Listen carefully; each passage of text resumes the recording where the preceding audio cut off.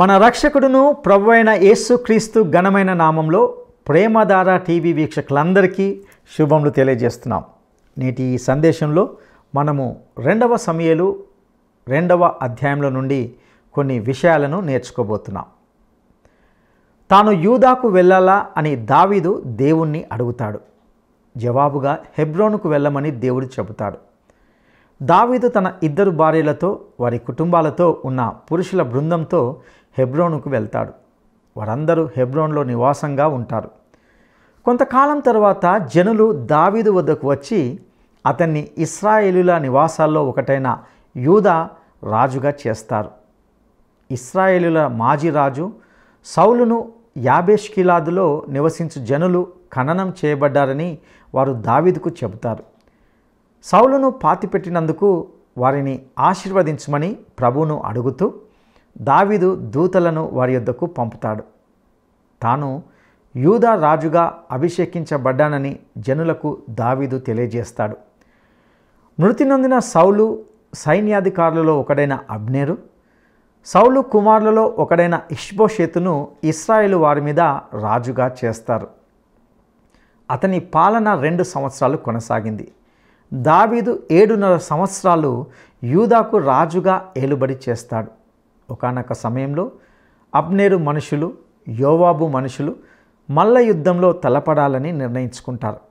ఈ పోరాటంలో యోవాబు సోదరుడైన ఆషాహేలు అబ్నేరు చేతిలో మరణిస్తాడు. ఈ విషయాలను విపులంగా నేటి సందేశంలో మనము తెలుసుకోవడానికి సిద్ధపడదామా? సోదరీ సోదరులారా, ఈ రోజున మనము 2 సమూయేలు 2వ అధ్యాయం వినబోతున్నాము.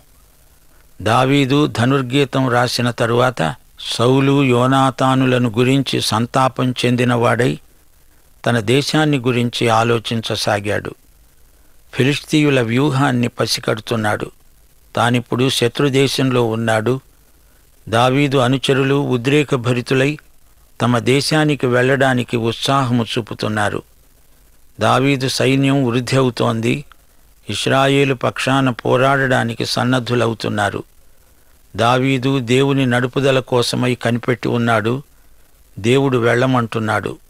1వ వచనం, యూదా పట్టణములలోనికి నేను పోవచ్చునా అని దావీదు యెహోవా వద్ద విచారణ చేయగా, పోవచ్చును అని యెహోవా అతనికి సెలవిచ్చాడు. నేను పోవలసిన స్థలమేదని దావీదు మనవి చేయగా, హెబ్రోనుకు పొమ్మని దేవుడు సెలవిచ్చాడు.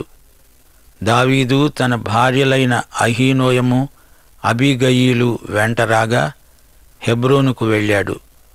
దావీదు తన వద్ద ఉన్న వారందరినీ, వారి వారి ఇంటి వారిని తనతో తీసుకొని వచ్చాడు.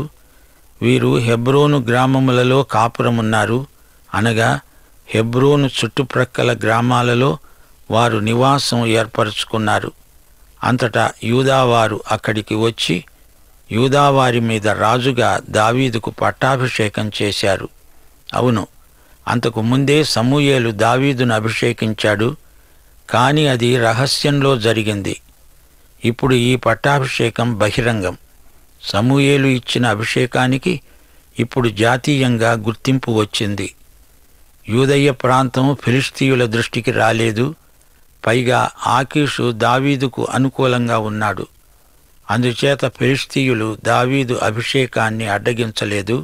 5వ వచనం, సౌలును పాతిపెట్టిన వారు యాబేష్గిలాదు వారని దావీదు తెలుసుకొని దావీదు వారి వద్దకు దూతలను పంపి ఆజ్ఞ ఇచ్చాడు. మీరు ఉపకారము చూపి మీ ఏలినవాడైన సౌలును పాతిపెట్టారు గనుక యెహోవా చేత మీరు ఆశీర్వచనం పొందుదురుగాక. యెహోవా మీకు కృపను సత్య స్వభావమును అగుపరుస్తాడు. నేను కూడా మీరు చేసిన ఈ క్రియను బట్టి మీకు ప్రత్యుపకారం చేస్తాను. మీ యజమానుడైన సౌలు మృతి నొందాడు గాని యూదావారు నాకు తమ మీద రాజుగా పట్టాభిషేకం చేసి ఉన్నారు. గనుక మీరు ధైర్యం తెచ్చుకొని బలాఢ్యులై ఉండండి. రాజైన తరువాత దావీదు జారీ చేసిన మొదటి ఆజ్ఞ ఇది. దావీదు కక్ష సాధింపు చర్యకు పూనుకోలేదు.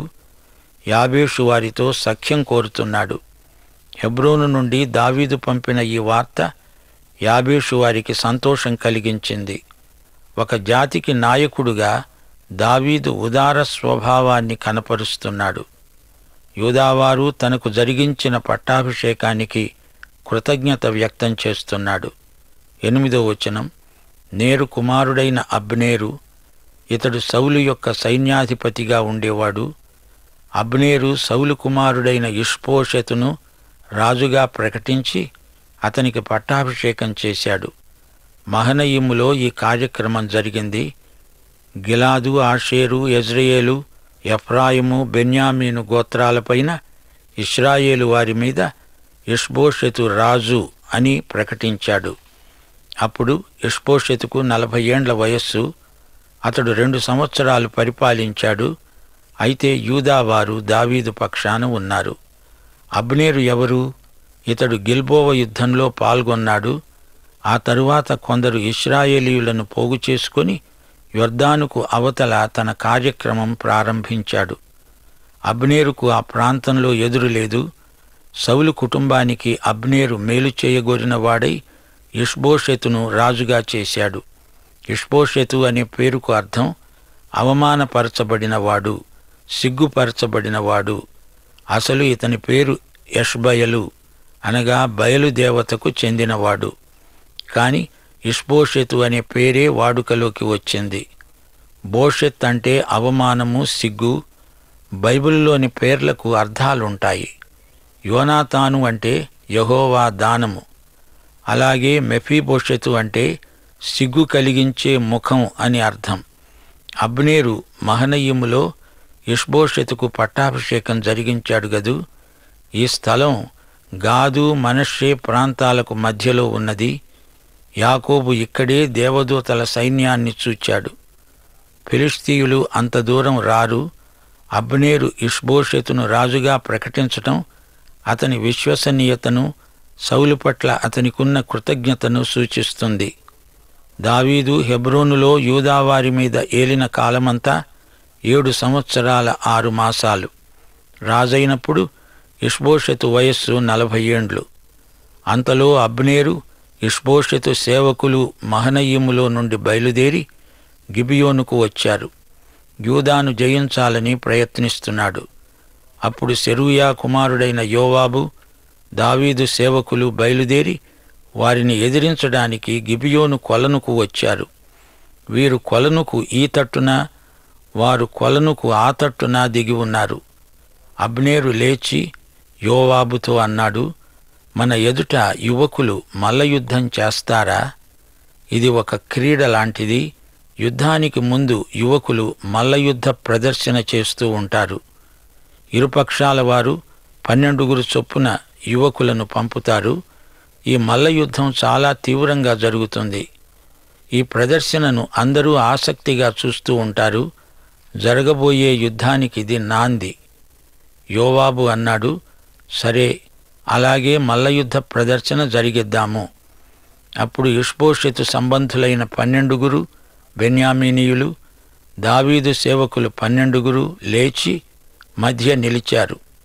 ఒక్కొక్కడు తన దగ్గర ఉన్న వాని తల పట్టుకొని వాని ప్రక్కలో కత్తితో పొడవగా అందరూ తటాలున పడ్డారు. అందుకని ఆ స్థలానికి హెల్కత్ హన్సూరిము అనే పేరు పెట్టబడింది. ఈ మాటకు అర్థం చెకుముకి రాళ్ల పొలం. కీర్తనలు 78, 20వ వచనం, అక్కడే బండను కొట్టగా నీరు ఉబికింది. బండను కొట్టడానికి చెకుముకి రాళ్లను వాడతారు. ఈ రాళ్లని కత్తులు సానపెట్టడానికి వాడతారు. అందుచేత దీనికి కత్తుల పొలం అని కూడా పేరు వచ్చింది. అది గిబియోనుకు సమీపం. ఆ తరువాత ఘోర యుద్ధం జరిగింది. అబ్నేరు, ఇశ్రాయేలు వారు దావీదు సేవకుల ఎదుట నిలువలేక పారిపోయారు. ఈ యుద్ధంలో దావీదు పక్షాన ఉన్నవారు 19 మంది మాత్రమే హతమయ్యారు. అయితే అబ్నేరు పక్షాన ఉన్నవారు 360 మంది హతమయ్యారు. అబ్నేరు పారిపోయాడు. యోవాబు, అబీషై, ఆషాహేలు అక్కడే ఉన్నారు. ఆషాహేలు అడవిలేడి అంత తేలికగా పరిగెత్తగలవాడు గనుక అతడు కుడితట్టైనా ఎడమతట్టైనా తిరుగక అబ్నేరును తరుముతున్నాడు. ఆషాహేలు ఎవరో కాదు, దావీదు మేనల్లుడు. దావీదు సోదరి సెరూయా. ఆమె కుమారుడే ఆషాహేలు. యోవాబు, అబీషయి ఆషాహేలుకు సోదరులు. సెరూయ కుమారులు దావీదును అనుసరించుకొని ఉన్నారు. ముగ్గురు సోదరుల్లో చిన్నవాడు ఆషాహేలు.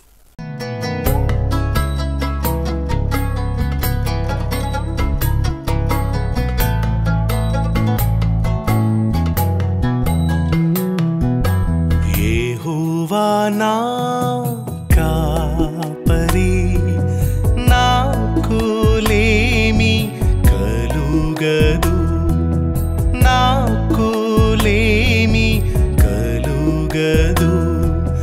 యెహోవా నా కాపరి, నాకులేమి కలుగదు, నాకులేమి కలుగదు.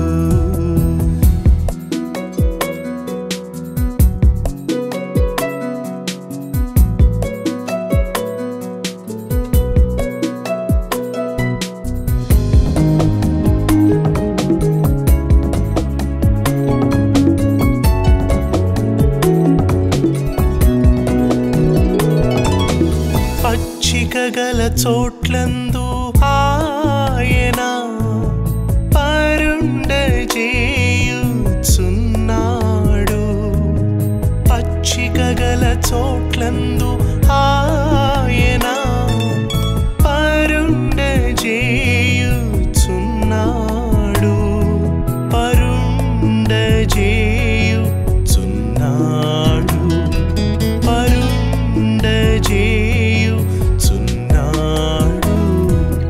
యెహోవా నా కాపరి, నాకులేమి కలుగదు, నాకులేమి కలుగదు.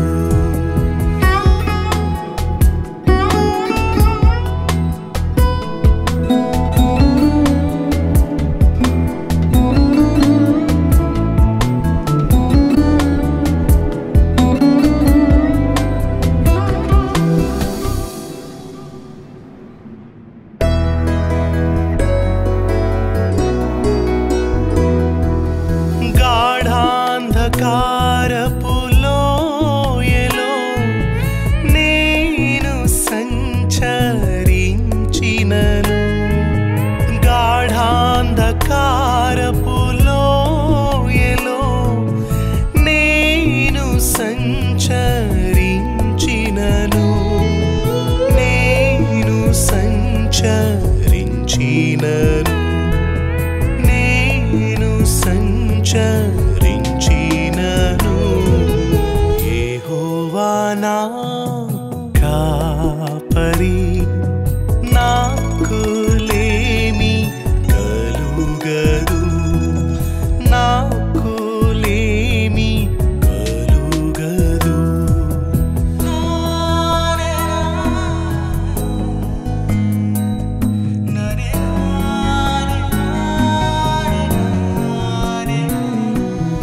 నూనెతో నా తలనంటిను, నా గిన్నె నిండి పొర్లుచున్నది. నూనెతో నా తలనంటిను, నా గిన్నె నిండి పొర్లుచున్నది, నా గిన్నె నిండి పొర్లుచున్నది, నిండి పొర్లుచున్నది. యెహోవా నా కాపరి, నాకులేమి కలుగదు, నాకులేమి కలుగదు.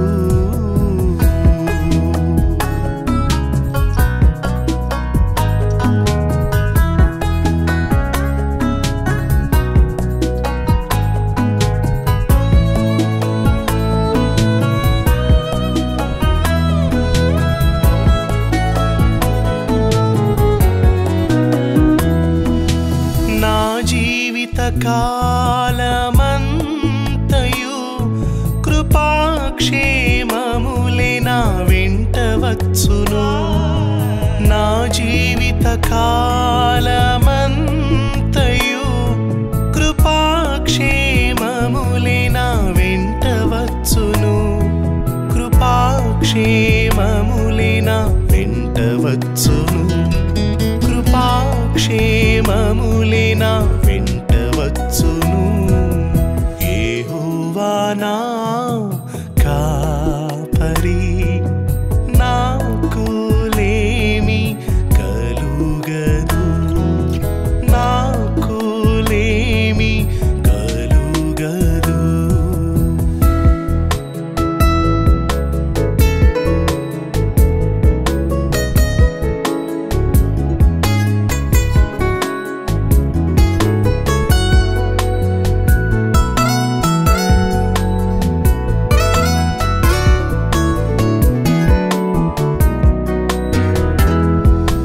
దేవుని మహిమా మందిరమునందు చిరకాలమంతయు నివసింతును.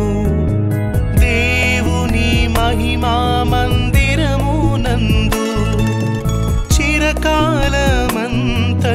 నివసింతును. చిరకాలమంతయు నివసింతును. చిరకాలమంతయు నివసింతును. యెహోవా నా కాపరి, నాకు లేమి కలుగదు. నాకు లేమి కలుగదు. యెహోవా నా కాపరి, నాకు లేమి కలుగదు. నాకు లేమి కలుగదు. అతడు సునాయాసంగా ఎంత దూరమైనా వేగంగా పరిగెత్తగలడు. అతడు అబ్నేరును తరుముతున్నాడు. 20వ వచనం. అబ్నేరు తటాలున ఆగి వెనుకకు తిరిగి, నీవు ఆషాహేలువా అని అతన్ని అడిగాడు. అతడు, నేను ఆషాహేలునే అన్నాడు. అబ్నేరు గ్రహించాడు, దీనితో సౌలు కుటుంబం అంతరించిపోతుంది. అబ్నేరు అన్నాడు, నీవు కుడికైనా ఎడమకైనా తిరిగి యువకులలో ఒకణ్ణి కలుసుకొని వాని ఆయుధాలు పట్టుకో. అబ్నేరు మాటలు ఆషాహేలు వినిపించుకోలేదు. ఆషాహేలు అటూ ఇటూ చూడకుండా అబ్నేరును తరుముతూనే ఉన్నాడు. అబ్నేరు అన్నాడు, నన్ను తరమటం మాని తొలగిపో. నేను నిన్ను నేలకు కొట్టి చంపిన ఎడల యోవాబు ముందు నేను ఎలా తలెత్తుకోగలను? ఆషాహేలు అన్నాడు, నేను తొలగను. అబ్నేరు ఈటె మడిమతో అతని కడుపులో పొడిచినందున అది వెనుకకు దూసుకువచ్చింది కనుక అతడు అక్కడే పడి చచ్చాడు. ఆషాహేలు పడి చచ్చిన స్థలానికి వచ్చిన వారందరూ నిలువబడ్డారు. అయితే యోవాబు, అబీషై అబ్నేరును తరుముతూ గిబియోను అరణ్య మార్గములో గీహ ఎదుట అమ్మా అనే కొండకు వచ్చారు. అంతలో సూర్యుడు అస్తమించాడు. తమ సోదరుణ్ణి దారుణంగా చంపిన అబ్నేరును వారు విడువలేదు. చీకటి పడే వరకు తరుముతూనే ఉన్నారు. బెన్యామీనీయులు అబ్నేరుతో గుంపుగా కూడుకొని ఒక కొండ మీద నిలువగా అబ్నేరు కేక వేసి అన్నాడు, యోవాబు, కత్తి చిరకాలము భక్షిస్తుందా? అది తుదకు ద్వేషమునకే హేతువవుతుందని నీవు ఎరుగుదువు గదా. తమ సహోదరులను తరుమవద్దని నీవు ఎంతవరకు జనులకు ఆజ్ఞ ఇవ్వకుండా ఉంటావు? అందుకు యోవాబు అన్నాడు, దేవుని జీవము తోడు, జగడమునకు నీవు వారిని పిలువక ఉండిన ఎడల జనులందరూ తమ సహోదరులను తరుమకుండా ఉదయముననే తిరిగిపోయి ఉండేవారని చెప్పి బాకా ఊదగా జనులందరూ నిలిచి ఇశ్రాయేలు వారిని తరమటము, వారితో యుద్ధం చేయటము మానారు. ప్రియశ్రోతలారా, గ్రహించండి. ఇశ్రాయేలు మీద విజయం సాధిస్తే అప్పుడు యూదా ఇశ్రాయేలు మొత్తానికి రాజు కావచ్చు. అయితే దానికోసం సహోదరుల మధ్య రక్తపాతం జరగకూడదు. దానివల్ల ఉత్తరోత్తర 2 రాజ్యాలకు కీడు కలుగుతుంది. అబ్నేరు మాటల్లో యుద్ధనీతి వ్యక్తమవుతోంది. యోవాబు అన్నాడు, అబ్నేరు, దీనికి కారణం నీవే. దావీదు ఇష్బోషెతు మీద యుద్ధం చెయ్యాలని కోరడు. రక్తపాతం దావీదుకు ఇష్టం లేదు. ఇరుపక్షాలలో యుద్ధం చెయ్యాలనే కోరిక సన్నగిల్లింది. అబ్నేరే దీనికంతటికీ కారకుడు. సోదరునికి మధ్య పోరాటం పెట్టాడు. యోవాబు బాకా ఊదాడు. యుద్ధం ఆగిపోయింది. యోవాబు సమయస్ఫూర్తితో పనిచేశాడు. 29వ వచనం. అబ్నేరు అతనివారు ఆ రాత్రంతా మైదానము గుండా ప్రయాణం చేసి యొర్దాను నది దాటి బిత్రోను మార్గమున మహనయిముకు వచ్చారు. యోవాబు అతని అనుచరులు ఆషాహేలు శవాన్ని తీసుకువెళ్లే ప్రయత్నంలో ఉన్నారు. అప్పుడు అబ్నేరు తిరిగి వెళ్ళిపోయాడు. యోవాబు అబ్నేరును తరమటం మాని తిరిగి వచ్చి జనులను సమకూర్చి లెక్క చూడగా దావీదు సేవకులలో 19 మంది లేరు. అయితే దావీదు సేవకులు బెన్యామీనీయులలోనూ అబ్నేరు జనులలోనూ 360 మందిని హతం చేశారు. జనులు ఆషాహేలును ఎత్తుకొని పోయి బెత్లెహేములో ఉన్న అతని తండ్రి సమాధి యందు పాతిపెట్టారు. తరువాత యోవాబు అతని వారు రాత్రంతా నడిచి తెల్లవారుజామున హెబ్రోనుకు వచ్చారు. యోవాబు యుద్ధనీతి విశారదుడు. ఎప్పుడు యుద్ధం మానాలో ఎప్పుడు కొనసాగాలో అతనికి బాగా తెలుసు. దావీదు యోవాబు మనస్తత్వం బాగా ఎరిగినవాడు. సెరూయా భర్త పేరు మనకు తెలియదు. అతని సమాధి బెత్లెహేములోనే ఉన్నది. యోవాబు నేరుగా యుద్ధం నుండి తన తండ్రి సమాధి వద్దకు వచ్చాడు. అక్కడ నుండి తిన్నగా హెబ్రోనుకు చేరాడు. ఈలోపుగా అబ్నేరు మహనయిము చేరుకున్నాడు. గమనించాలి, దావీదు హెబ్రోనును తన కేంద్రంగా చేసుకున్నాడు. అబ్నేరు సౌలు పక్షానికి చెందినవాడు. దావీదు దేవుని ఆజ్ఞ ప్రకారమే హెబ్రోనుకు వచ్చాడు. దావీదు బహు జాగ్రత్తగా అడుగు తీసి అడుగు పెడుతున్నాడు. దావీదు 2 భార్యలు అతనితోనే ఉన్నారు. బహుభార్యాత్వం దేవునికి ఇష్టం లేదు. దావీదు యూదా రాజ్యానికి రాజుగా ప్రతిష్ఠించబడ్డాడు. యాబేష్ గిలాదు వారిని దావీదు అభినందించాడు. దావీదు ఆచితూచి మాట్లాడుతున్నాడు. అబ్నేరు అంతకుముందు సౌలుకు సేనాపతి. సౌలుకు యోనాతానుకు పిల్లలున్నారు. సౌలు కుమారుల్లో ఒకణ్ణి అబ్నేరు రాజుగా ప్రకటించాడు. ఇక్కడే యూదా ఇశ్రాయేలుకు మధ్య అంతర్యుద్ధం మొదలైంది. దక్షిణ రాజ్యానికి దావీదు రాజైతే ఉత్తరాదిలో ఇష్బోషెతును రాజుగా చేశారు. ఇది విషాదకరం. అబ్నేరు యోవాబుల మధ్య మంతనాలు జరిగాయి, కాని వారి మనస్సులు కలవలేదు. యువకుల మల్లయుద్ధం గొప్ప ప్రహసనంగా మారింది. దావీదు ఇప్పుడు ఒడిసెల పట్టుకున్న కాపరి కాడు, గుహలలో దాక్కున్న కాందిసీకుడు కాడు, యుద్ధవీరుడు. అబ్నేరును ఆషాహేలు వెంటాడాడు. దావీదు సేనాపతి యోవాబు, యోవాబు సహోదరుడు ఆషాహేలు. అబ్నేరు సౌలు సేనాపతి, ఇశ్రాయేలు పక్షాన నిలిచి ఉన్నాడు. సెరూయా కుమారులు 3 యుద్ధశూరులే. ఆషాహేలు అబ్నేరును తరిమాడు, గాని అబ్నేరు చేతిలోనే చనిపోయాడు. యోవాబు తాత్కాలికంగా యుద్ధం విరమించుకున్నాడు, గాని అబ్నేరు మీద పగపట్టాడు. ఆషాహేలు సమాధి కార్యక్రమంతో ఈ అధ్యాయం ముగుస్తుంది. తెల్లవారేటప్పటికి ఇరుపక్షాలు ఎవరి చోటికి వారు వెళ్ళిపోయారు. ప్రియ శ్రోతలారా, దావీదును దేవుడే నడిపించాడు. లేకపోతే దావీదు అపాయంలో చిక్కుకునేవాడు. మన ప్రయాణాలలో ప్రయాసాలలో దేవుని నడుపుదల ఎంతో అవసరం. మనమంతా యాత్రికులం, పరాయి దేశంలో ఉన్నాము. సామెతలు 14వ అధ్యాయం 12వ వచనం. ఒకని ఎదుట సరి అయినదిగా కనబడే మార్గము కలదు, అయితే తుదకు అది మరణానికి త్రోవ తీస్తుంది. అందుకే ఇర్మియా 10వ అధ్యాయం 23వ వచనం అంటోంది, యెహోవా తమ మార్గమును ఏర్పరచుకొనుట నరుల వశములో లేదని, మనుష్యులు తమ ప్రవర్తన యందు సన్మార్గమున ప్రవర్తించుట వారి వశములో లేదని నేనెరుగుదును.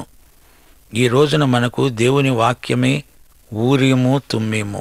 1 సమూయేలు 28వ అధ్యాయం 15వ వచనంలో సౌలు అన్నాడు, దేవుడు నాకేమీ సెలవియ్యక ఉన్నాడు. అయితే దావీదు తన 34వ కీర్తనలో 4వ వచనంలో అన్నాడు, నేను యెహోవా వద్ద విచారణ చేయగా ఆయన నాకు ఉత్తరమిచ్చాడు. నాకు కలిగిన భయములన్నిటిలో నుండి ఆయన నన్ను తప్పించాడు. సౌలుకు దావీదుకు మధ్య ఎంత వ్యత్యాసం ఉన్నదో గమనించారా? 1 యోహాను 2వ అధ్యాయం 20వ వచనంలో చెప్పబడినట్లు, మీరు పరిశుద్ధుని వలన అభిషేకము పొందినవారు గనుక సమస్తమును ఎరుగుదురు. యోహాను సువార్త 13వ అధ్యాయం 16వ వచనం, ఆయన అనగా సత్యస్వరూపి అయిన ఆత్మ వచ్చినప్పుడు మిమ్మును సర్వసత్యములోనికి నడిపిస్తాడు. హెబ్రోనులో దావీదు రాజుగా అభిషేకించబడ్డాడు. దావీదు రాను రాను అధిక బలము పుంజుకున్నాడు. అయితే మహనయీములో జరిగిందేమిటి? దేవుడు దావీదును యూదా ఇశ్రాయేలు మొత్తానికి రాజుగా నియమిస్తే అబ్నేరు దేవుని చిత్తానికి అడ్డు తగిలాడు. ఇష్బోషెతు అబ్నేరు చేతిలో కీలుబొమ్మ. సౌలుకు దావీదుకు ఉన్న వైషమ్యాన్ని కొనసాగించాలని అబ్నేరు ప్రయత్నించాడు. ఈ విధంగా అబ్నేరు దేవుని చిత్తానికి వ్యతిరేకంగా పోరాడాడు. కీర్తన 2 వచనం 8. ఈ సందర్భంలో మనం జ్ఞాపకం చేసుకోవాలి. దేవుడన్నాడు, నన్ను అడుగు, జనములను నీకు స్వాస్థ్యముగాను భూమిని దిగంతముల వరకు సొత్తుగాను ఇస్తాను. పాఠం ఇక్కడ ఆపుదాము. దైవాశీస్సులు. ప్రభు అయిన యేసుక్రీస్తు వారి కృప, తండ్రి అయిన దేవుని ప్రేమ, పరిశుద్ధాత్మ అన్యోన్య సహవాసము మనకందరికీ సదాకాలము తోడై ఉండునుగాక. ఆమేన్.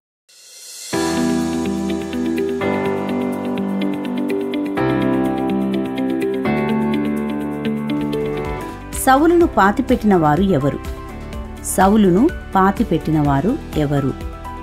1 యాబేష్ గిలాదు వారు, 2 గిలాదు వారు, 3 మోయాబు వారు.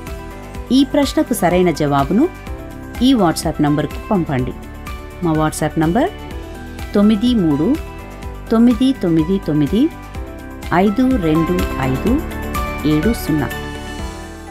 ప్రియులారా, ఇంతవరకు మనము 2వ సమూయేలు గ్రంథము 2వ అధ్యాయంలో నుండి ఎన్నో శ్రేష్టమైన విషయాలను నేర్చుకొని ఉన్నారని భావిస్తున్నాం. దావీదు రాజుగా ఉండి తన దేశమును గూర్చి ఆలోచిస్తూ ఉండినాడు. శత్రువులను పసిగడుతూ వ్యూహాలను రచిస్తున్నాడు. దావీదు యూదా రాజ్యంనకు హెబ్రోనులో రాజుగా ప్రతిష్ఠించబడ్డాడు, అభిషేకించబడ్డాడు. దావీదు రాను రాను అధిక బలం పుంజుకున్నాడు. దేవుడు దావీదును యూదా ఇశ్రాయేలు రాజ్యమంతటికి రాజుగా నియమిస్తే అబ్నేరు దానికి అడ్డు తగిలినట్టుగా చూశాం. ఈ విధంగా కొన్నిసార్లు మనము కూడా అబ్నేరు వలె దేవుని చిత్తానికి వ్యతిరేకంగా చేస్తుంటాం. ప్రియ సహోదరుడా, సహోదరి, దేవుని చిత్తంలో అడుగడుగునా దేవుడు జాగ్రత్తగా నడిపిస్తున్నట్లుగా చూడగలం. ఒక రాజుగా, దేవుని ప్రతినిధిగా ప్రతి విషయంలో దేవుని మీద ఆధారపడుతూ దేవుని చిత్తానుసారంగా చేయడానికి దావీదు ప్రయత్నించాడు. ప్రజల యొక్క క్షేమాన్ని ఆకాంక్షిస్తూ వారి మేలును కోరాడు. మనము కూడా అలాగూ చేయడానికి దేవుడు మనకు సహాయం చేయనుగాక. దైవాశీస్సులు.